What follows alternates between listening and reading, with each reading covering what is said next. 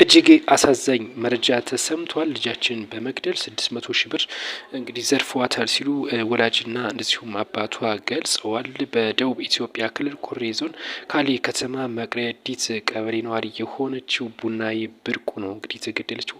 እቺ ወጣት የቀድሞ የደቡብ ክልል ወክላ በቦክስና በእግር ኳስ እንግዲህ ትጫወት እንደነበር ነው ቤተሰቦቿ የገለጹት። የ29 ዓመት እንደዚሁም ደግሞ የአንድ ሴት ልጅ እናት ነበረች።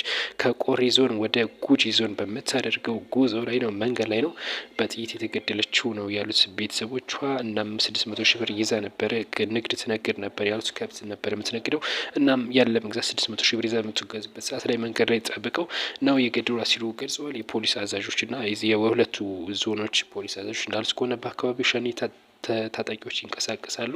ነገር ግን ማን ይግደላት እስካሁን አልታወቀም። ማጣራት ይፈልጋል። አጣርተን ይፋ እናደርጋለን ብሏል።